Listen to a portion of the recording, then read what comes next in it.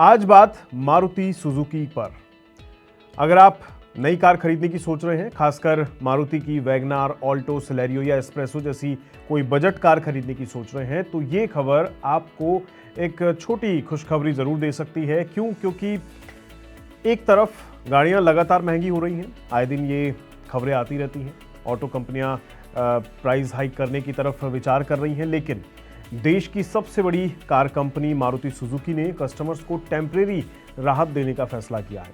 Company ने ऐलान किया है कि अगर आप जल्द बुकिंग करवा लेते हैं तो प्राइस बढ़ने के बावजूद भी आपको पुरानी कीमत पर ही गाड़ी मिल सकती है।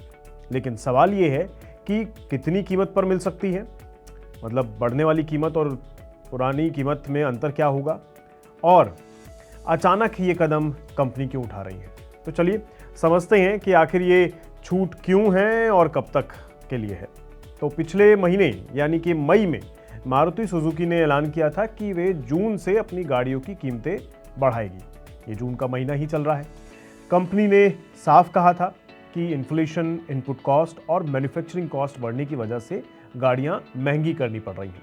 रिपोर्ट्स के मुताबिक अलग अलग मॉडल्स पर प्राइस हाइक 30,000 रुपये तक जा सकता है।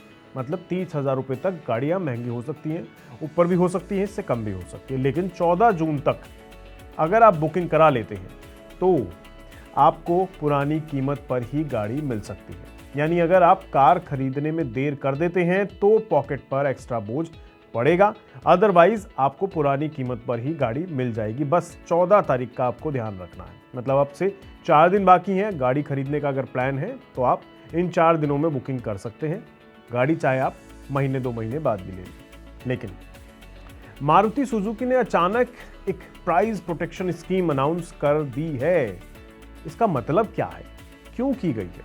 देखिए, इसका सिंपल सा मतलब ये है कि अगर कस्टमर्स 14 जून 2026 तक ऑल्टो, K10, एस्प्रेसो, सिलेरियो या वैगनार यानी इनमें से किसी भी स्मॉल कार की बुकिंग कर देते हैं तो भले ही बाद में प्राइस बढ़ जाए, कस्टमर्स को वही पुरानी कीमत मिलेगी जिसका मैं अभी शुरू में जिक्र भी कर रहा था। उसी बुकिंग प्राइस पर वो उनको मिल जाएगी। यानी कंपनी कह रही है कि अभी बुक करो, प्राइस बढ़ने की टेंशन मत लो। अब सवाल यह है कि मारुति अचानक इतनी मेहरबान क्यों हो रही है? क्योंकि नॉर्मली कंपनीज प्राइस बढ़ा रही हैं, डिस्काउंट कम कर रही हैं, लेकिन यहाँ उल्टा हो रहा है। इसके पीछे एक बड़ा रीज़न है। दरअसल स्मॉल कार सेगमेंट की डिमांड में स्लोडाउन देखने को मिल रहा है। पिछले कुछ सालों में इंडिया का कार मार्केट एसयूवी की तरफ शिफ्ट होता जा रहा है। लोग हैचबैक छोड़कर ब्रेजा, क्रेटा, नेक्सॉन जैसी बड़ी गाड़ियों की तरफ जा रहे हैं। लेकिन दूसरी तरफ एंट्री लेवल बायर्स यानी पहली बार कार खरीदने वाले लोग जो हैं, प्राइस बढ़ने से सबसे ज़्यादा प्रभावित हो रहे हैं। और शायद यही वजह है कि मारुति नहीं चाहती कि बजट बायर मार्केट से बाहर हो जाए। एंट्री लेवल कार की कीमत की बात अगर की जाए तो आज ऑल्टो K10 की शुरुआती कीमत करीब 3,70,000 रुपये है, जो प्राइस हाइक के बाद 4 लाख रुपये के करीब पहुंच सकती है।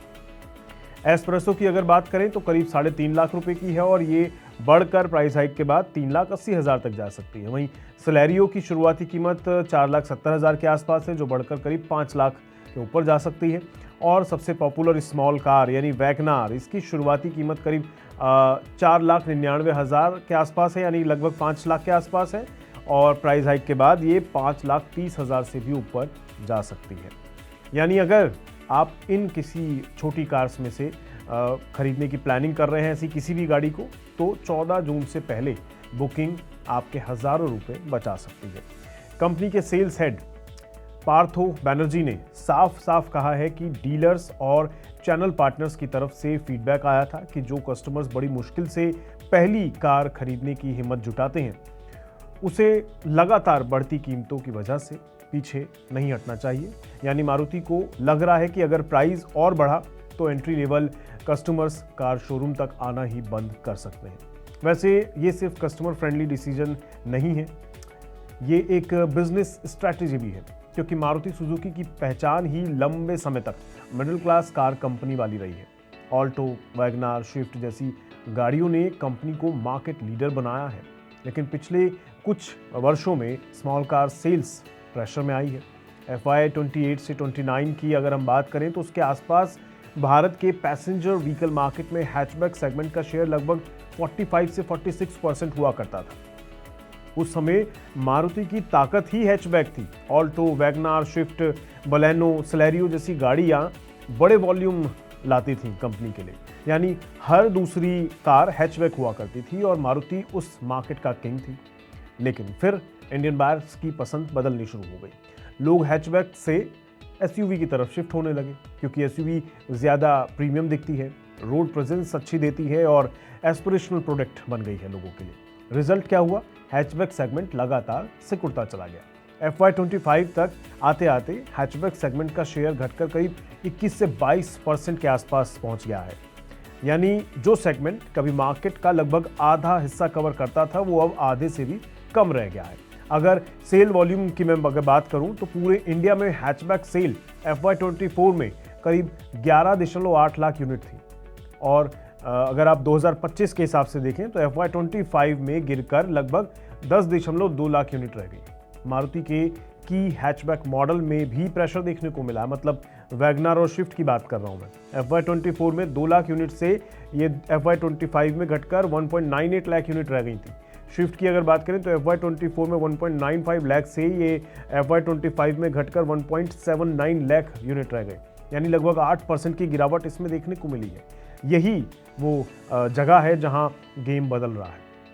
इंडिया में एसयूवी का शेयर बढ़ते बढ़ते 50% प्लस मार्केट तक पहुंच गया है और जो पैसेंजर व्हीकल मार्केट है उनका मुकाबला करना मुश्किल हो रहा है। हैचबैक संकट में आता जा रहा है। 2025 में पैसेंजर व्हीकल मार्केट में एसयूवी की हिस्सेदारी करीब 56% तक पहुंच गई है।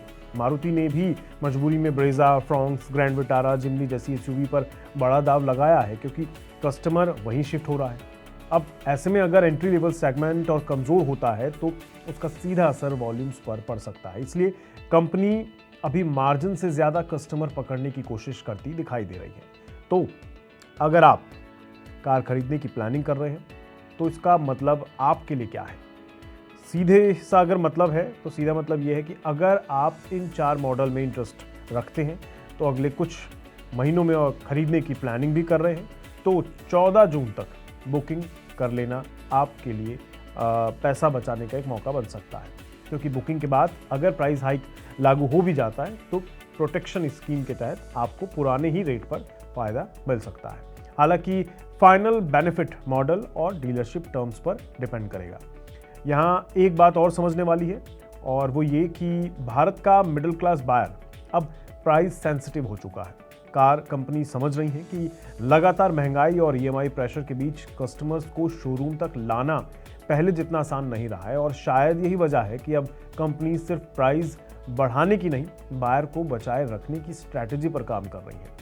अब सवाल आपसे है, अगर आपको आज बजट कार खरीदनी हो तो क्या आप भी वैगनार, ऑल्टो या स्विफ्ट वगैरह जैसी गाड़ी खरीदेंगे या एसयूवी के लिए थोड़ा और वेट करना पसंद करेंगे?